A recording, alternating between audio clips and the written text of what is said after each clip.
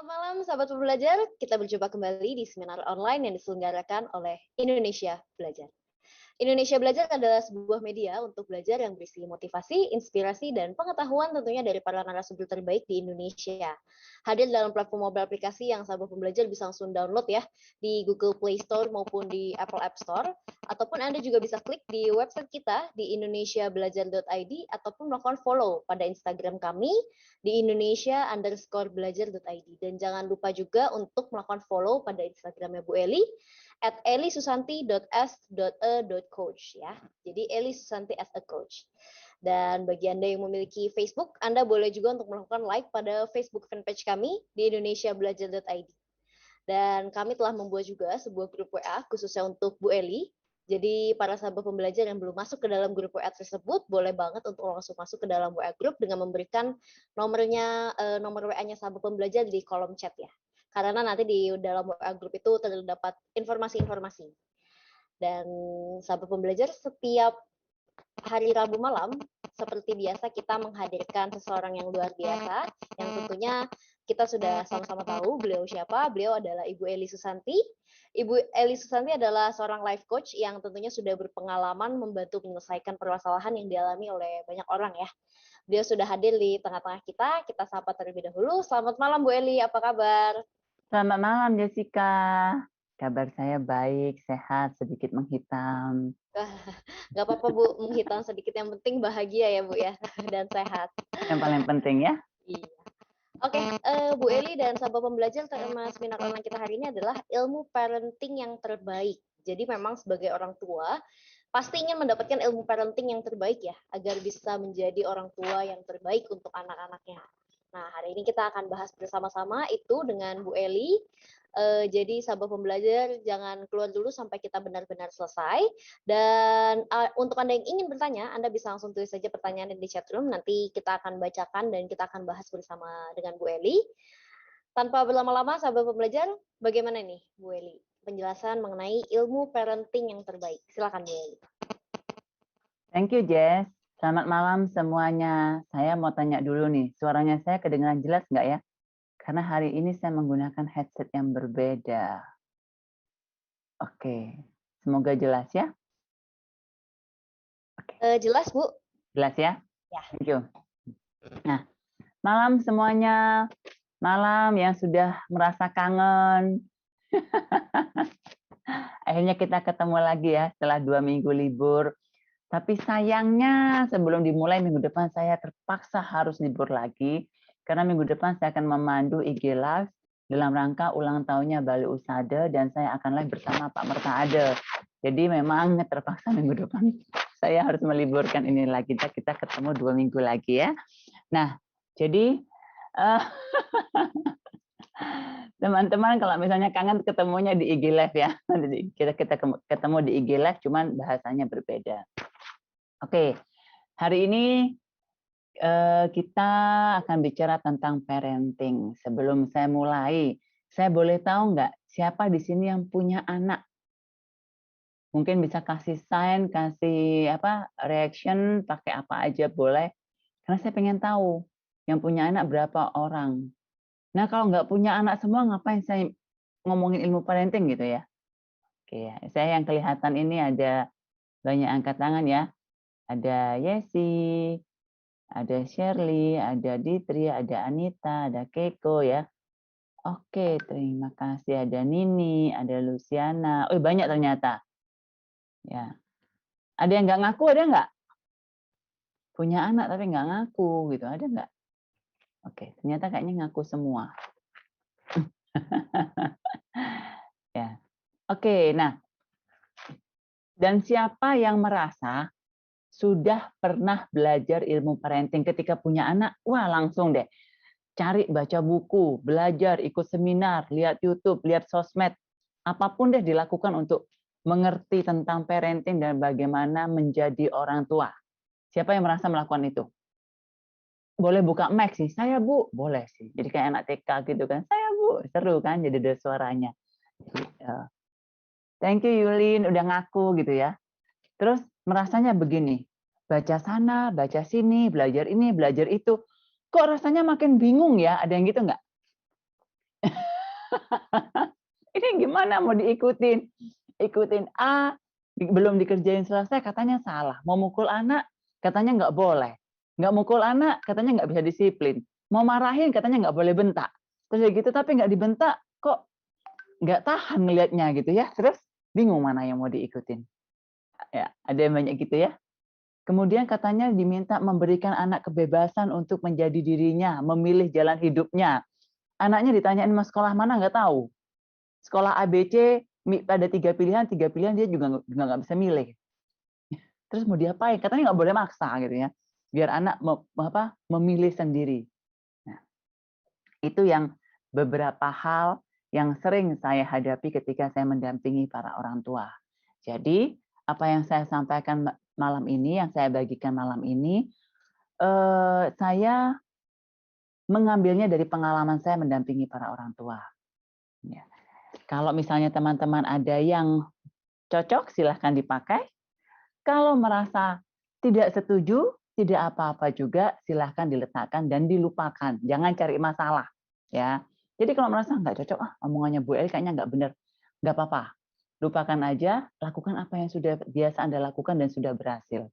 Ya. Nah, kalau misalnya merasa, oh ini bisa saya praktekkan, ini masih mungkin saya lakukan, ini kayaknya bermanfaat buat saya, silahkan dilakukan. Ambil yang baik aja, yang nggak cocok, yang nggak baik, letakkan. Oke. Nah, kalau ngomong parenting, biasanya gambarannya kita sebagai orang tua, kita membayangkannya apa? Ilmu membesarkan anak, betul? Ilmu membesarkan anak, betul? Jadi bagaimana anak ini bisa jadi anak yang sukses, anak yang baik, anak yang berhasil, gitu kan gambarannya kita? Bagaimana membuat anak ini pinter sekolah, sekolahnya berhasil, betul apa betul? Rasanya gitu. Pokoknya gimana caranya anaknya baik gitu. Padahal loh, namanya parenting. Bagaimana caranya kita jadi orang tua, bukan bagaimana caranya kita membuat anak kita jadi anak yang sukses. Paham nggak maksud saya? Ada nggak orang tua yang tidak menjalankan kewajibannya, anaknya juga baik-baik aja, sukses aja gitu. Karena yang membesarkan neneknya, bukan orang tuanya. Ada nggak misalnya anak yang macam-macam lah, tidak kita banyak yang tidak menjalankan fungsinya sebagai orang tua, tetapi orang tuanya juga berhasil, anaknya juga berhasil karena anaknya dibesarkan oleh orang lain dan dididik oleh orang lain. Itu ekstrimnya, saya kasih gambaran. Jadi kita ngomong parenting, artinya bagaimana saya ketika menjadi orang tua, itu paham bagaimana saya berubah dari yang sebelumnya seorang istri, sekarang istri dan orang tua. Bukan cuma istri saja. Nah, kemudian ketika kita ngomong orang tua, parents, nggak pada umumnya, idealnya ada dua orang dong. Ada suami dan ada istri atau ada pasangan. Kan nggak mungkin kita nggak punya suami, tapi maksudnya ini normalnya ya, saya bilang normalnya. Di dalam pernikahan itu ketika kita melahirkan seorang anak, pasti ada ayahnya. Ya kan? Nah, jadi ada dua orang yang terlibat di situ untuk menjadi orang tua. Jadi ketika menjadi orang tua, yang paling mendasar adalah relasi dua orang ini, sehingga kedua orang ini disebut orang tua, itu menjadi sangat penting. Untuk menjadi fondasinya, untuk menjadi dasarnya, bagaimana kita menjadi orang tua yang baik. Bagaimana untuk mendukung kita memahami peran sebagai orang tua. Relasi pasangan itu sangat penting. Di dalam ilmu parenting yang saya pahami, yang saya praktekkan, yang saya ajarkan juga, hal yang pertama adalah perbaiki relasi. Relasi yang baik antara pasangan itu menjadikan kita semua menjadi orang tua yang lebih mudah menjadi orang tua terbaik untuk anak-anak kita. Lebih mudah kita mendidik anak kita. Lebih mudah kita menjalankan peran sebagai ayah, menjalankan peran sebagai ibu. Relasi pasangan. Nah, tentu saja ketika kita ngomong relasi pasangan itu, idealnya kita punya visi yang sama, kita punya saling toleransi, semakin toleransinya semakin besar, memberikan ruang kepada pasangan kita untuk menjadi salah dan membenarkan kesalahannya, bukan menuntut pasangan kita selalu sempurna, kemudian saling mendukung dalam apapun. Itu idealnya. Kenyataannya tidak semudah itu. Kenyataannya relasi pasangan itu tidak semudah janji pernikahan. Kita bersama dalam suka dan duka sampai maut memisahkan kita. Saya akan menerima kamu dalam keadaan baik dan jelek gitu. Kan ternyata tidak semudah itu ketika dijalankan ya. Nah, ketika relasi pasangan ini tidak baik, kenapa kita semakin sulit menjadi orang tua yang baik? Karena anak-anak adalah makhluk yang paling lemah di rumah tangga. Jadi bayangkan, kalau kita marah sama suami kita, kalau kita kesel sama suami kita, kalau kita benci sama suami kita, kira-kira yang jadi pelampiasan siapa? Kita nggak bisa ngomong sama suami, nggak bisa ke orang tua, nggak bisa ke mertua. Siapa yang paling gampang jadi pelampiasannya kita? Anak. Betul. Anak. Itu sebabnya kenapa ketika relasi pasangan kita baik, lebih mudah kita menjalankan peran orang tua. Kalau tidak, kebanyakan anak kita akan menjadi pelampiasan dari konsekuensi tidak baiknya hubungan orang tuanya. Make sense nggak? Masuk akal nggak? Sekarang bisa mikir, oh ya benar juga ya, selama ini aku sama anakku kalau marah-marah itu, siapa yang marah-marah sama anaknya itu karena sebenarnya kesel sama suaminya. Anaknya nggak kerja PR, ngomelnya cukup 1 kalimat, ini ngomelnya bisa 1000 kalimat karena kita kesel sama suami kita yang belum pulang sampai tengah malam. Gitu. Ya, sebenarnya karena pikirannya kita sedang kacau mengurusi pasangan kita. Itu sebabnya kenapa saya selalu meletakkan dasar dari menjadi orang tua yang baik adalah relasi pasangan yang baik. Relasi pasangan harmonis. Ya memang nggak mudah. Saya ngomongnya lebih mudah daripada melakukannya. Ya kan? Dan paling nggak kita paham dulu ketika kita menjadi orang tua, oh ya, yang perlu saya beresin itu bukan anak saya. Yang perlu saya beresin adalah relasi saya dan pasangan. Ketika berbicara relasi pasangan, maka kita juga perlu melihat kedua belah pihak. Artinya ada diri kita di situ. Ketika kita ingin memperbaiki atau membuat relasi kita harmonis, ini ada dua belah pihak kan? Saya dan pasangan. Paling gampang kita adalah memperbaiki diri kita dulu daripada memperbaiki pasangan. Ujung-ujungnya balik ke diri kita lagi. Bagaimana kita bertumbuh. Nah, di sana. Sekarang saya berandai-andai.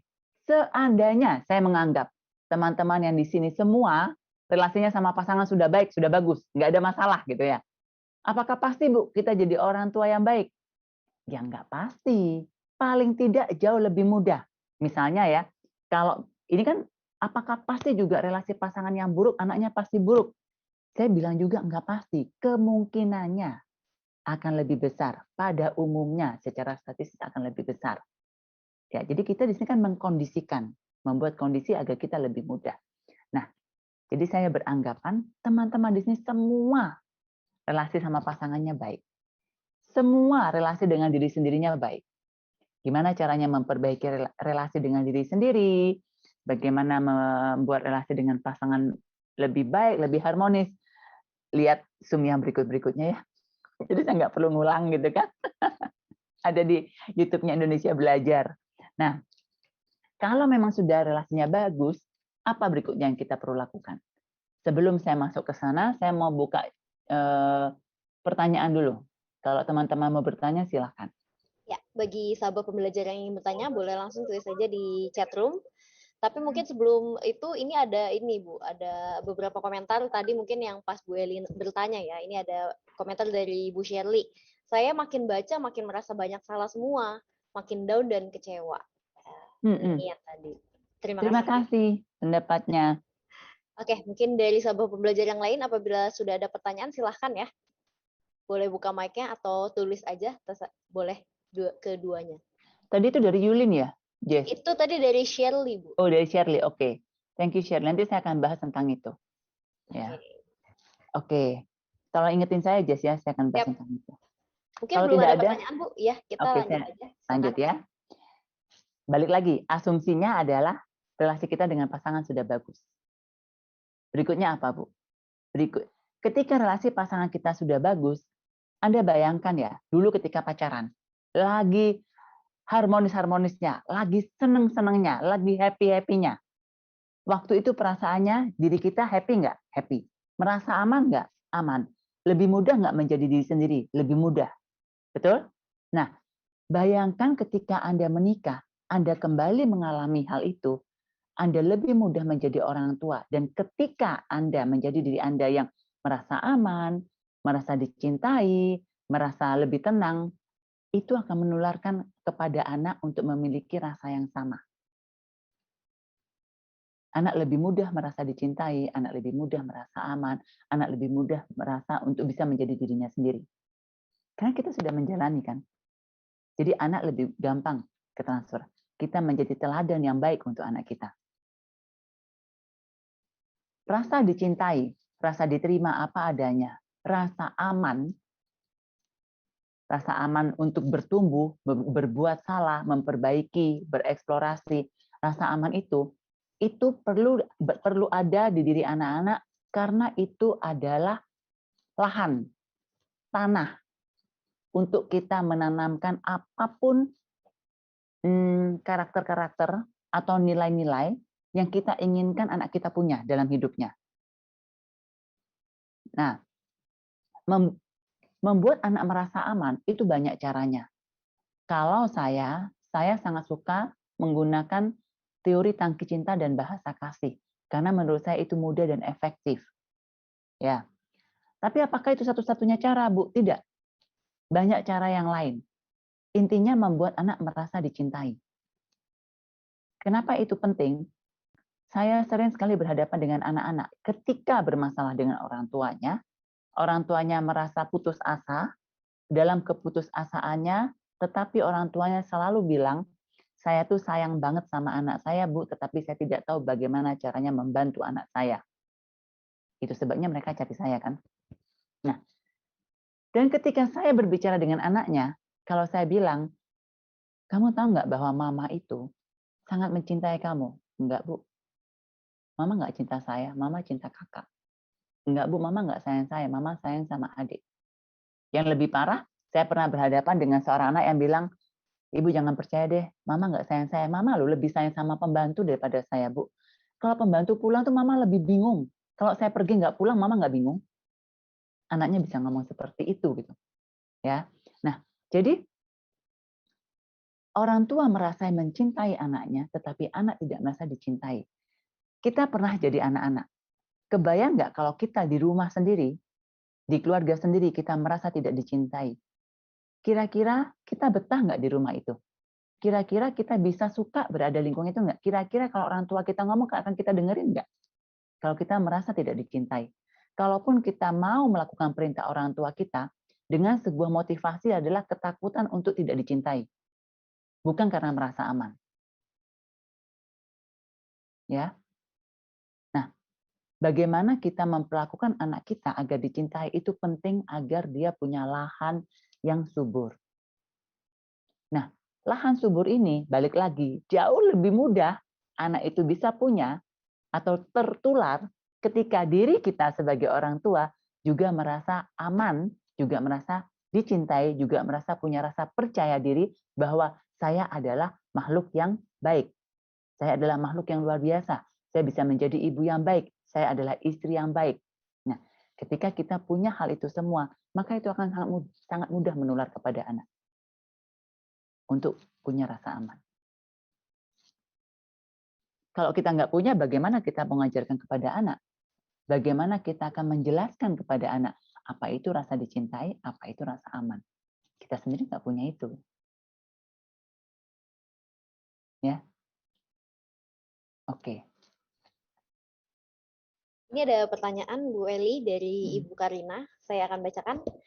Malam Bu Eli, apakah orang tua yang memiliki luka pengasuhan berdampak juga pada si anak? Terima kasih. Bisa ya, bisa enggak, Karina? Ya, kalau orang tuanya tidak menyembuhkan dirinya sendiri. Ya, kalau orang tuanya terus melihat lukanya sebagai sebuah penyebab dia menjadi dirinya sekarang dan terus menyalahkan lukanya. Bisa ya berpengaruh. Tetapi Kalau dia berhenti menyalahkan masa lalu dan dia memutuskan untuk berubah, dia memutuskan untuk belajar mencintai dirinya, dia memutuskan untuk punya relasi yang baik dengan pasangannya, bisa saja tidak. Ya. Jadi bukan pasti kalau kita punya luka pengasuhan itu pasti mempengaruhi anak. Kemungkinan besar ya, karena pada umumnya orang tidak tahu bagaimana menyembuhkan dirinya. Dan bahkan tidak sadar bahwa punya luka, makanya kebawa terus. Gitu. Jadi pada umumnya mempengaruhi karena itu sebabnya. Dia tidak meninggalkan lukanya di masa lalu, tapi terus dibawa. Jadi kebawa. Ya, ini semoga menjawab ya. Semoga terjawab Ibu Karina. Mungkin Bu Eli boleh lanjut lagi, silakan Bu. Oke. Jadi Bu, kalau misalnya relasi saya sudah baik sama pasangan, kemudian anak saya sudah merasa aman dan dicintai, anak saya bahagia Bu, apakah anak saya pasti tumbuh baik dan apakah saya pasti jadi orang tua yang baik? Saya bilang ya, 90%. 10%-nya itu adalah, jadi gini, kalau merasa aman, rasa dicinta itu adalah tanah yang subur, kemudian kita menanamkan karakter baik dengan menjadi teladan buat anak kita, menjadi diri kita yang terbaik, itu adalah bibitnya, maka yang berikutnya adalah komunikasi efektif, itu adalah pupuknya. Bisa dibayangkan? Karena komunikasi ini bisa otomatis terjadi ketika lahannya bagus, bibitnya bagus, biasanya komunikasi itu nggak perlulah belajar komunikasi efektif, komunikasi yang baik bagaimana, biasanya udah tidak terlalu diperlukan. Relasinya sudah bagus. Kalaupun ada, itu bagus sebagai penambah pupuk, sebagai menambah semakin suburnya tumbuh anak ini lebih bagus, lebih macam-macam lah, sesuai keinginan masing-masing. Hanya saja banyak orang yang belajarnya kebalik. Belajar dulu bagaimana komunikasi dengan anak. Belajar dulu apa yang perlu diajarkan kepada anak, nilai-nilainya. Nah, kenapa belajarnya ke sana? Karena itu jauh lebih mudah daripada membuat lahannya subur. Daripada menciptakan bibit yang baik. Bibit yang baiknya adalah teladan. Bibit yang baik itu adalah relasi pasangan yang harmonis. Itu bibit yang baik. Menciptakan lahan yang subur dan menciptakan bibit yang baik itu lebih susah. Makanya lebih banyak ilmu-ilmu parenting itu menyediakan pupuknya. Komunikasi yang baik, bagaimana mengenal karakter anak, bagaimana kayak gitu-gitu gitu loh. Bagaimana tumbuh kembang anak itu karena sebenarnya itu pupuk.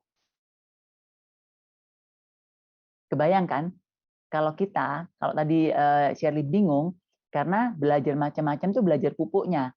Lahannya nggak bagus, bibitnya juga belum bagus, sudah dipupuk gitu. Kok nggak berhasil?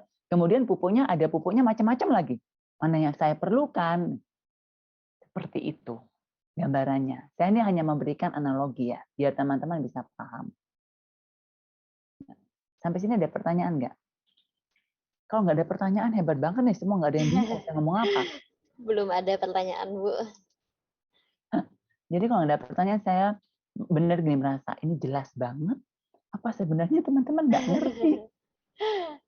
Silahkan bagi sahabat pembelajar yang ingin bertanya, nggak apa-apa ya, Bu ya. Ya, saya sangat suka ditanyai dengan kasus. Karena bagi saya itu akan lebih jelas daripada saya menjelaskan dan teman-teman nggak punya gambaran. Ya. Oke. Wah, saya senang banget ada yang bilang jelas, Bu. Wah, berarti ya. Siapa yang di sini yang merasa sangat berat mendidik anak, sangat berat menjadi orang tua, dan nggak tahu anaknya mau dibawa kemana, dan merasa anaknya ini kok tidak seperti yang diharapkan. Ada nggak merasa begitu? Oke, yang mau ngaku aja deh. Yang nggak mau ngaku nggak apa-apa. Nah, kalau ada yang merasa seperti itu, kalau misalnya ada yang merasa seperti itu, coba dicek. Sebenarnya ini lahannya yang tidak subur atau bibitnya yang kurang super, bukan bibit premium, bibitnya cacat, bibitnya jelek, bibitnya pokoknya tidak berbobot, atau sebenarnya memang hanya perlu pupuk. Apa gitu? Nah, dengan kita memahami analogi itu, lebih mudah kita membantu dan memilah-milah. Kita itu perlunya ilmu parenting yang mana? Kita itu sebenarnya perlu mengembangkan atau memperbaiki yang bagian mana dulu. Kebayang nggak kalau lahannya kering kerontang, terus kita paksain ditanamin? Kebayang nggak? Kita capek, anaknya juga capek. Karena nggak tumbuh-tumbuh. Misalnya kita pengen anaknya kita bisa jadi anak yang mandiri, atau kita bisa anak kita ingin dapat nilai bagus di sekolah, anak kita bisa punya konsistensi yang bagus atau komitmen yang bagus dalam menjalankan kegiatan. Sudah tahu nih misalnya bakatnya di piano, tapi malas-malasan belajar pianonya, terus pindah-pindah kemana-mana dan segala macam, misalnya seperti itu. Cek dulu, apakah lahannya yang perlu saya suburkan, atau bibitnya yang perlu saya ganti menjadi bibit premium, atau memang perlu pupuk. Bu Eli, ini ada komentar dari Bu Siti. Terpana dengan paparan yang gamblang. Terima kasih Bu komentarnya. Terima kasih. Bu Yesi tadi juga bilang kadang-kadang Bu. Oke. Ini juga ada pertanyaan dari Bu Karina. Bu Eli, bagaimana sih cara menyembuhkan luka pengasuhan? Saya tidak paham apa yang dimaksudkan dengan luka pengasuhan dulu. Ya, saya mengasumsikan luka pengasuhan itu adalah kita punya luka dengan orang tua kita. Kita punya kemarahan, kita punya kebencian, kita punya apapun lah ya emosinya yang tidak baik terhadap orang tua. Nah, kalau itu saya bisa ngomong dengan singkat ya, dengan umum, ya memaafkan, menerima dan memaafkan. Walau saya tahu menerima dan memaafkan itu tidak mudah. Kita yang harus cari caranya begitu. Dan memaafkan diri sendiri juga. Setelah itu berhenti melihat luka itu. Maju ke depan. Jangan terus-terusan melihat ke luka. Terima kasih Bu Eli. Semoga Bu Karina terjawab ya. Ini ada komentar dan juga pertanyaan dari Bu Indri. Komentarnya rasa dicintai, rasa aman sama dengan tanah yang subur. Relasi pasangan yang harmonis, bibit unggul, komunikasi yang baik sama dengan pupuk. Noted. Terima kasih Bu Eli. Terima kasih Bu Indri. Dan pertanyaannya adalah bagaimana cara berkomunikasi yang efektif dengan anak ABG usia SMP? Karena sejak pandemi menjadi agak tertutup, lebih sibuk dengan HP dan laptopnya. Silahkan Bu. Yes, itu tantangannya semua orang tua saat ini. Dan menyalahkan handphone dan laptop dan game sebagai biang tidak bisa komunikasi, gitu ya. Saya itu hanya memberikan gambaran begini. Dulu kita itu mainnya kemana? Bisa main keluar sama teman-teman, nggak pulang ya. Bisa main badminton, whatever lah yang kita lakukan. Tapi seringkali kita bahkan tidak pulang ke rumah, betul? Berada di luar rumah beraktivitas. Anak kita itu tidak sekarang. Aktivitasnya di mana? Di handphone. Dulu kita bisa telepon berjam-jam sama teman kita karena nggak ada chat. Jadi mau nggak mau ketika mau ngobrol kita teleponan. Sekarang kalau ngobrol lebih gampang apa? Di grup, rame-rame, seru-seruan, chat gitu. Jadi semua aktivitas anak kita itu adanya di handphone, adanya di gadget. Temennya ada di mana? Handphone. Sekolahnya ada di mana? Handphone. Mainannya ada di mana? Handphone. Hiburannya ada di mana? Handphone. Terus yang nggak ada di handphone itu cuma makan sama mandi. Lainnya ada di handphone. Terus kita berharap nah kita nggak pegang handphone gitu. Ya nggak bisa lah. Karena hidupnya dia ada di handphone. Terus gimana dong? Nah, jadi yang pertama, berhenti menyalahkan handphone. Itu bukan handphonenya. Itu bukan gadgetnya. Mereka itu memang untuk masa sekarang kita harus mengakui mereka tidak bisa dipisahkan dari itu. Untuk teman-teman yang bekerja dan WFH pasti merasakan bagaimana ketika di rumah susah banget meninggalkan laptop dan handphone. Karena sebenarnya bekerjanya itu ada di situ gitu. Terus orang yang nggak paham bisa ngomel, kamu loh di depan laptop berjam-jam. Dalam hati kita, biasanya kalau aku kerja juga berjam-jam, pulangnya baru malam gitu ya. Ini hanya saja ketika kita di rumah baru kelihatan. Nah, Saya memberikan analogi itu persis seperti kita dulu waktu kecil. Kita dulu kalau lagi main sama teman, orang tua kita kan nggak tahu, nggak ngelihat, pokoknya mereka main gitu. Pulang baru tahu di rumah kan aktivitasnya apa. Hanya saja anak kita berbeda. Semua kegiatannya semua sekarang lagi di handphone. Jadi yang pertama, berhenti menyalahkan handphone sama laptopnya. Itu dulu. Yang kedua, Indri, tentukan tujuannya. Kamu mau komunikasi untuk apa? Misalnya, saya mau komunikasi karena saya mau tahu apa emosinya dia hari ini. Saya mau komunikasi karena saya mau dia beres PR-nya. Saya mau komunikasi karena saya mau dia punya nilai yang bagus. Pertanyaan saya, kalau dia nilainya sudah bagus, kalau dia mengerjakan semua PR-nya, masih nyalain handphone nggak? Jadi tujuannya kita meminta dia berhenti dari handphone dan laptop itu apa dulu? Kita perlu jelas sebagai orang tua.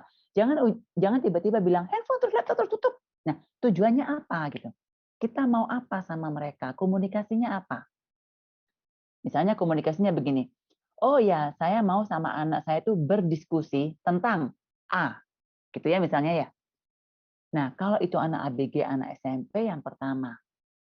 Setelah tahu topiknya kita mau ngomong apa, tanyain dulu. Mama mau diskusi dengan kamu soal ini. Kalau dia tidak tertarik, nggak akan dia diskusi.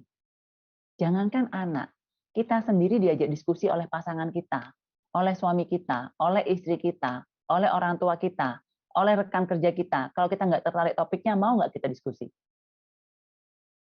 Kita nggak akan juga mau diskusi. Komunikasi itu apa tujuannya? Yang mau dicapai dengan komunikasi efektif itu apa? Tentukan dulu tujuannya. Setelah itu baru bisa dicari caranya. Karena handphone sama laptop ini tidak lebih dari ya kita melakukan kegiatan sehari-hari. Hanya saja anak-anak sekarang itu kegiatan sehari-harinya semua di handphone dan laptop. Cuman mandi aja dan makan yang tidak bisa dilakukan di handphone dan laptop ya. Kalau bisa mereka juga akan makan di handphone dan laptop. Nggak akan ada di meja makan gitu ya. Kita harus mengakui itu dunianya mereka sekarang. Kita aja nggak terima dan kita masih beranggapan bahwa harus sama seperti kita dulu. Lepas handphone, apa segala macamnya, beraktivitas di luar. Oke, kalau tujuannya kita begini, saya mau Bu mereka punya waktu untuk olahraga. Ya sudah, itu kita fokusnya. Bagaimana caranya mereka punya waktu olahraga? Lupakan handphone sama laptopnya. Masuk akal? Jangan diurusin handphone sama laptopnya, tapi yang kita negosiasi sama anak kita adalah bagaimana caranya dia bisa olahraga.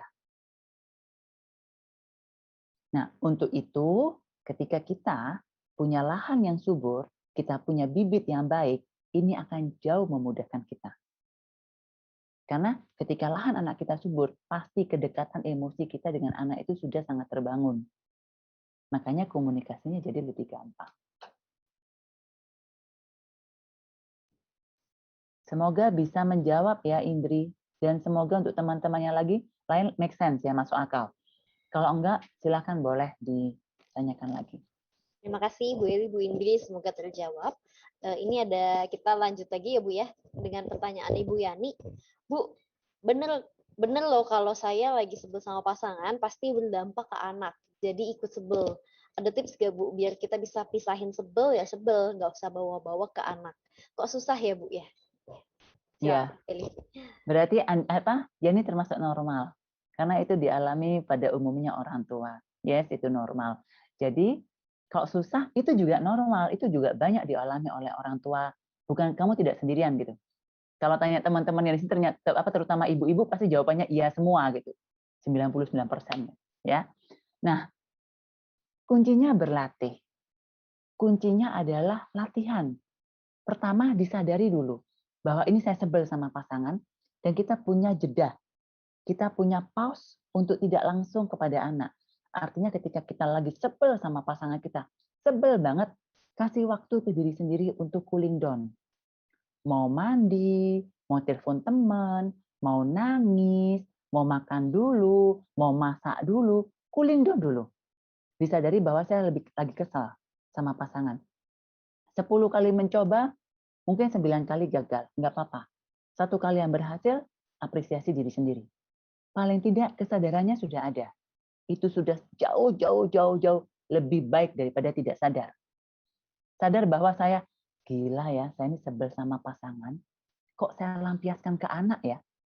Kesadaran itu sangat berharga, karena itu titik awal sebuah perubahan. Daripada kita nggak sadar. Tapi saya masih kelewatan, Bu, anak saya kena marahin. Ya, udah terjadi kan?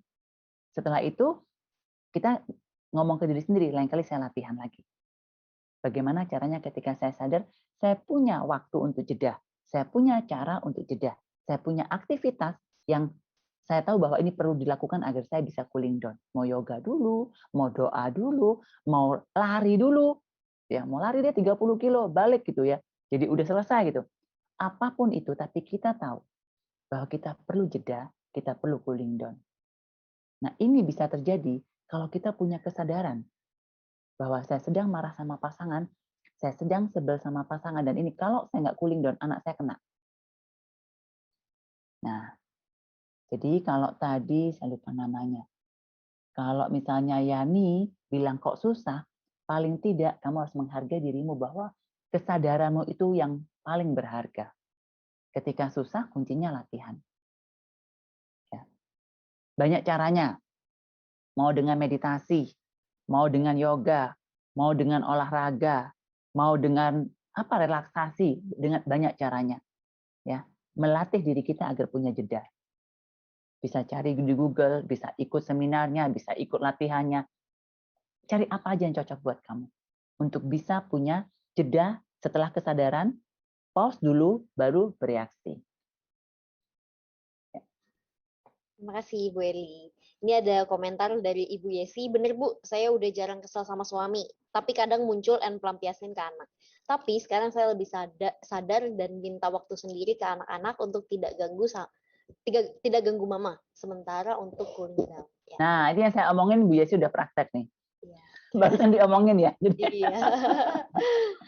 Pas ya. Jadi nanti Bu Yani bisa nih tanya pengalamannya Bu Yesi, tips and triknya apa aja gitu ya. Bagaimana caranya cooling down, bisa tuh, karena pengalamannya orang lain itu pasti powerful untuk menginspirasi kita. Dan orang yang sudah melakukannya itu bisa menginspirasi kita lebih dalam karena orangnya udah praktekin. Ya, jadi silakan bisa tanya Bu Yesi juga bisa sharing gitu ya. Saya lakukan ini dan segala macamnya. Jadi saling menguatkan. Oke. Oke, kita lanjut lagi ke komentar Bu Indri. Bener Bu Eli, hanya makan dan mandi baru keluar kamar. Sekarang anak emosinya kadang jadi agak sedikit pemarah. Ya,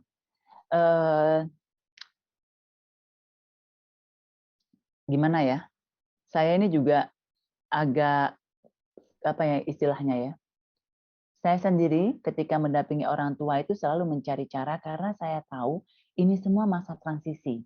Masa transisi untuk orang tua dan masa transisi untuk anak juga. Pandemi ini membuat anak itu berada di rumah. Mereka tidak punya lingkungan teman-teman seusianya. Mereka harus berada di rumah dengan orang tuanya, tidak punya pergaulan. Semua ada di handphone. Mereka juga mengalami masa transisi. Kebayang nggak? Semester pertama, kuliah, ospek, itu semua online. Bisa kebayang nggak? Gimana boringnya gitu ya? Kita dulu kalau ospek kan ketemu teman segala macam, hahaha, itu seru. Tapi anak-anak sekarang tuh nggak bisa. Jadi ini semua masa transisi juga untuk anak-anak kita. Bagaimana mereka mengekspresikan emosinya. Beda dong caranya mengekspresikan emosi ketika kita offline dan online. Mereka juga mengalami masa transisi. Sedangkan kita masih meminta mereka melakukan hal-hal seperti belum pandemi. Padahal udah tidak seperti itu kondisinya. Makanya banyak orang menggunakan istilah new normal. Kenormalan yang baru. Nggak bisa pakai cara lama. Kita harus juga memahami loh. Buat anak-anak kita tuh juga nggak gampang loh. Buat anak-anak kita tuh membosankan setengah mati sekolah online itu. Ya, jadi maksudnya ya ada sih yang menikmati sekolah online tapi nggak banyak. Apalagi anak-anak yang punya karakter tuh sanguin. Anak-anak yang punya karakter tuh influence. Anak-anak yang karakter tuh perlu sosialisasi. Anak-anak yang karakter perlu bergerak. Itu berat banget loh buat mereka. Ditambah relasi dengan orang tuanya nggak bagus. Ditambah dia nggak merasa dicintai. Ditambah dia benci sama adiknya, sama kakaknya. Kebayang nggak sih susahnya jadi anak sekarang? Terus kita masih menuntut sama anak kita gitu untuk memahami kemauan kita tanpa memberikan bantuan kepada mereka. Nah, jadi kalau misalnya sebagai orang tua sekarang, kayak Indri punya anak yang pemarah, letakkan pikiran kita bahwa anak ini perlu bantuan. Bagaimana caranya saya membantu anak saya menghadapi emosinya? Bukan dimarahi, kamu nggak boleh jadi pemarah seperti ini. Dia juga nggak pengen loh jadi pemarah. Tapi mungkin dia belum bisa handle emosinya. Nah, coba dipahami. Kemudian kalau misalnya kita lihat, oh dia pemarah tuh karena kurang gerak. Salah satu yang membuat kita jadi tidak stabil emosinya adalah memang kita stuck secara energi. Makanya kita perlu olahraga. Ya, mungkin kita bisa aja, besok pagi temani mama ya, setiap pagi jalan pagi, or lari-lari di lapangan pagi, ya masih belum ada orang. Kalau PPKM kan nggak boleh kemana-mana, ya bangun lebih pagi, atau apapun lah, kita mesti kreatif. Tolong, jadilah orang tua yang kreatif untuk anak-anak kita, untuk membantu mereka menghadapi masa-masa transisi ini. Mereka juga kesulitan mengalami masa transisi ini. Bukan cuma kita, mereka lebih sulit daripada kita. Ya. Terima kasih Bu Eli, Bu Indri, semoga terjawab ya dan tercerahkan. Ini ada pertanyaan dari Bu Anita. Bu mau nanya, untuk menghadapi anak usia 3 tahun, tantrum, dan memberikan pengertian seperti apa dalam ilmu parenting? Karena kalau mau minta apa-apa selalu dengan nangis-nangis atau teriak-teriak.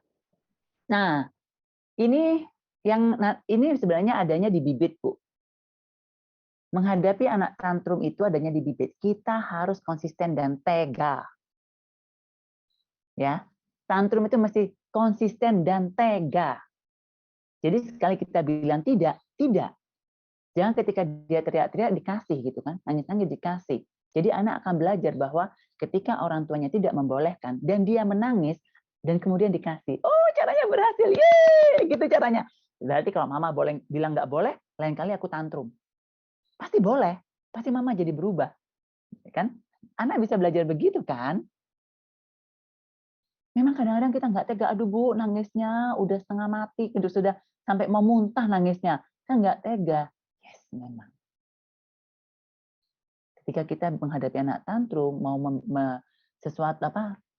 mau merubah perilaku anak yang tidak kita inginkan, itu kuncinya cuma satu, tega dan konsisten. Demi kebaikan anak itu sendiri. Ini teladan ya, adanya di bibit. Ini masuk di bibit sebenarnya. Oke. Sementara itu, saya menjawabnya ke Bu Anita seperti ini ya. Kalau Bu Anita memang anaknya masih 3 tahun ya, ini bagus banget. Karena nanti di belakang saya akan ceritakan saya punya program untuk orang tua 2 hari. Saya akan menjelaskan dengan sangat jelas bagaimana menyuburkan tanah anak, bagaimana kita membuat bibit kita jadi premium, dan bagaimana kita menciptakan pupuk untuk relasi kita dengan anak. Ya, saya sedang membuat program itu, dan ini sebenarnya program itu sudah ada sebelumnya offline, tapi kali ini saya mencobanya membuatnya jadi online. Kemarin-kemarin belum mau, tapi karena dipaksa ya, kayaknya sudah perlu diadakan. Ya. Ini ada komentar dari Bu Yesi, Bu Eli, betul, tega, setuju banget, sudah saya praktekkan dan berhasil. Sampai saya dimarahin sama mertua, terlalu tega katanya. Oke, terima kasih Bu Yesi. Dan kita lanjut lagi ke pertanyaan Bu Ditri. Bagaimana jika anak lebih cenderung nurut sama orang lain daripada sama orang tua, misalnya sama neneknya?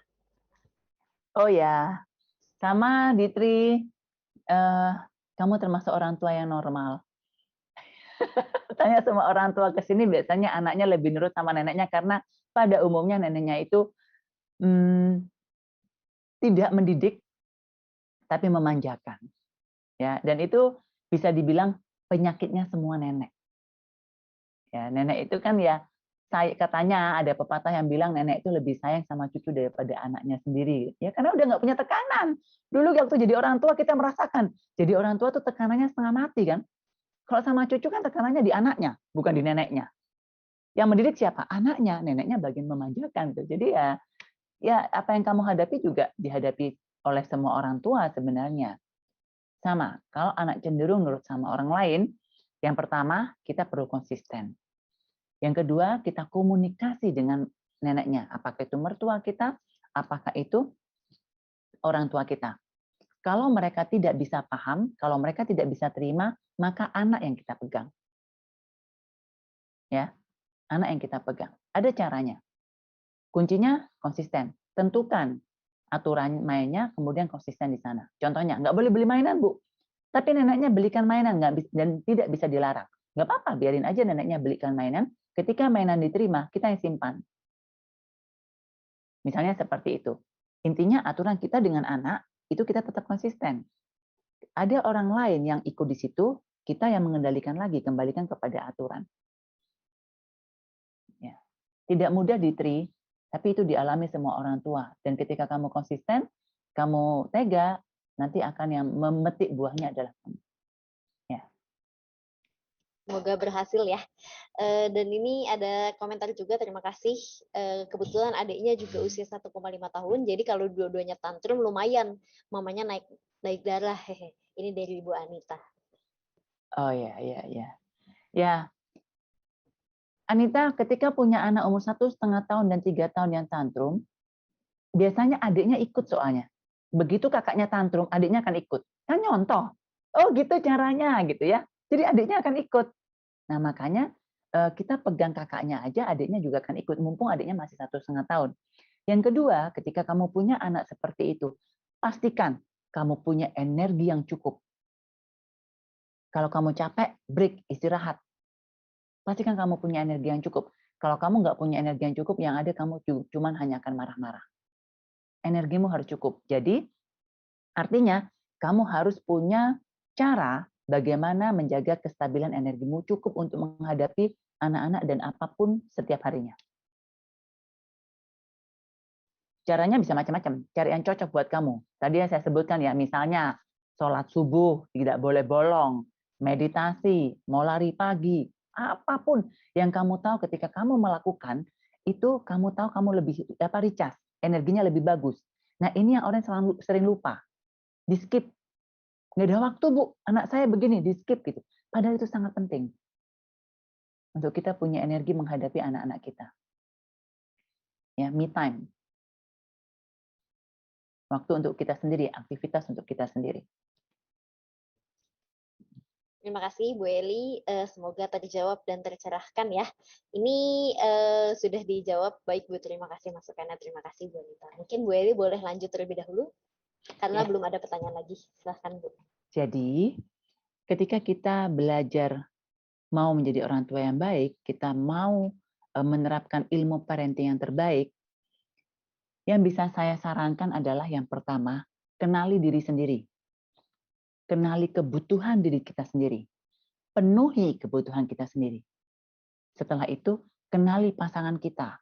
Kenali kebutuhan pasangan kita, kemudian bantu pasangan kita untuk memenuhi kebutuhannya. Kita nggak bisa memenuhi, tapi kita bisa membantu. Kemudian, kenali anak kita. Kenali kondisi kita yang sedang kita hadapi. Kondisi itu maksudnya ada kondisi keuangan, mungkin kondisi kumpul dengan mertua, serumah maksudnya ya, atau kondisi kita masih punya apalah tanggungan adik yang tinggal serumah atau apapun, kita harus kenal kondisi kita. Ketika kita kenal kondisi kita, maka akan jauh lebih mudah kita menentukan strategi untuk menuju ke tujuan kita. Ingat ya, menentukan strategi menuju tujuan kita. Nah, kalau nggak punya tujuan ya nggak bisa buat strategi loh. Saya mau anak saya lebih baik, Bu. Baik lebih apa? Pokoknya lebih baik. Kan bingung tahu lebih baik apa. Anaknya lu merasa baik-baik aja. Nggak ada yang salah gitu. Jadi tujuan juga penting. Apa yang mau dicapai dalam kita menjadi orang tua untuk diri kita, untuk relasi kita dengan pasangan, untuk relasi kita dengan anak, itu penting. Sebagai arahnya kita untuk menentukan strategi. Terus bingung dong, apa ya tujuan saya ya? Jadi bingung dong, saya punya tujuan apa dong, Bu? Kok saya selama ini merasa nggak punya tujuan, Bu? Ya. Saya yakin semua orang tua itu punya tujuan.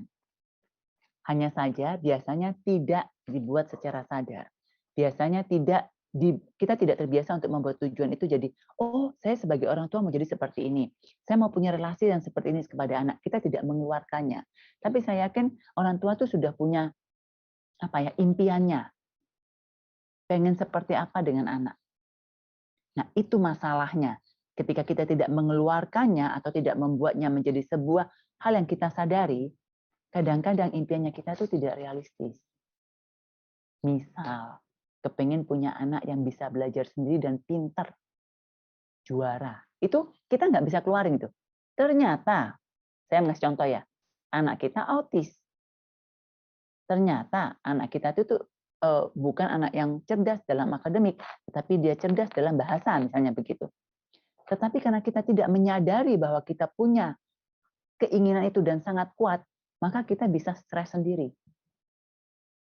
Itu sebabnya kenapa ketika kita punya keinginan, punya impian, punya tujuan, kita bisa keluarkan dan kita bisa menyadari kita sebenarnya ingin apa, itu akan sangat membantu. Ya. Terima kasih Bu Eli. Ini Makin ada terpesona. Saya melihat nih wajahnya Yulin gini. Bu Eli ngomong apa? Semoga Yulin ngerti ya. Oke. Apabila ada pertanyaan boleh ya, sahabat pembelajar. Ini ada komentar dari Bu Inge, kalau ingin punya anak yang model begitu, adopsi aja. Saya pinter, suka belajar, bisa belajar sendiri. Oh iya. Kalau mau anak seperti itu bisa ya. Terus ditambahin ya Inge ya, yang ngomongnya lemah lembut, berbakti kepada orang tua, kemudian bisa menyenangkan orang tua. Ditambahin itu ya Inge ya. Terus oke. Jadi ya. Oke. Jadi ya. Silakan, Bu. Sebelum saya tutup, saya akan menjelaskan sedikit tentang program yang saya akan adakan.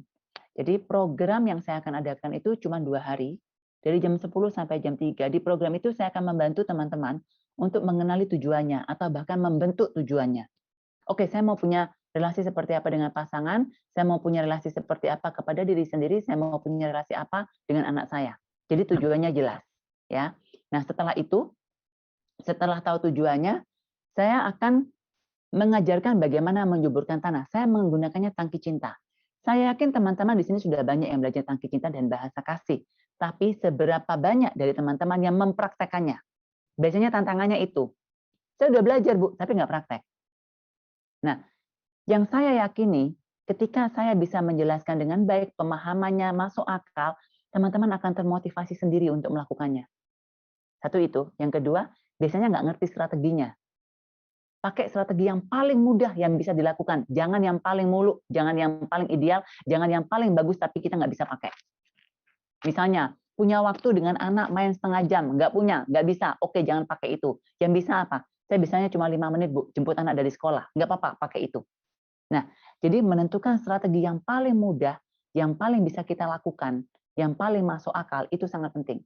Karena kalau strateginya terlalu bagus, tapi nggak bisa kita lakukan, percuma, tanahnya nggak akan subur. Ya, itu yang juga akan kita lakukan bersama-sama untuk teman-teman yang nanti mau memutuskan ikut ya. Nah, setelah itu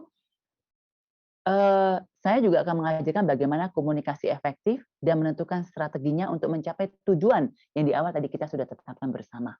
Tentu saja tujuannya masing-masing orang berbeda ya. Nah, program ini dasarnya adalah Parent Transformation Workshop. Sebelumnya, saya sudah keliling Indonesia untuk membawakan ini kepada orang tua dan guru-guru dan hasilnya powerful untuk mereka. Nah, biasanya 2 hari full time, pagi sampai malam, pagi sampai malam. Jadi kemarin itu saya berpikir bagaimana caranya meramu ini bisa jadi online dan tidak terlalu lama. Nah, saya udah ketemu formatnya. Jadi kita nanti akan ketemu jam 10, kemudian kita break makan siang. Di makan siang juga akan ada tugas. Kemudian kita akan ketemu lagi sampai jam 3. Setelah itu besok begitu juga. Setelah itu kita break selama 1 minggu. 1 minggu lagi kita akan ketemu untuk diskusi. Setelah diskusi 1 minggu, 2 minggu lagi kita akan ketemu untuk diskusi lagi. Berarti total sebenarnya pembelajarannya itu dalam kurun waktu 1 bulan. Agar akan ketika teman-teman punya waktu untuk praktek, setelah itu kita diskusi lagi. Praktek kepada anak, kepada pasangan, kepada diri sendiri, setelah itu kita diskusi lagi. Ya. Kurang lebih gambaran programnya seperti itu. Untuk teman-teman yang punya anak di bawah umur 10 tahun, saya harus bilang, please ikut. Ya, untuk anak yang punya anak di bawah 10 tahun. Itu kapan mau diadakannya? Ini akan diadakan tanggal 27 dan 28 Agustus. Ya. Biasanya workshop ini kita jual dengan harga 4.825.000. Terus saya tadi bilang ke Jessica, buang depannya. Ini pandemi, depannya dibuang, bukan belakangnya yang dibuang, depannya yang dibuang, gitu ya.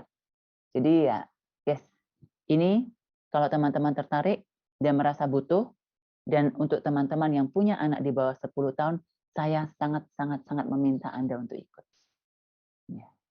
Jadi ya, ini penjelasan saya, semoga bermanfaat dan semoga teman-teman bisa ikut workshop ini, jadi kita bisa bicara lebih dalam. Ya. Oke, saya kembalikan ke Jessica. Yap, luar biasa sekali. Terima kasih Bu Eli, dan semoga Bapak Ibu semua di sini juga tercerahkan atas tema kita hari ini ya Bu ya.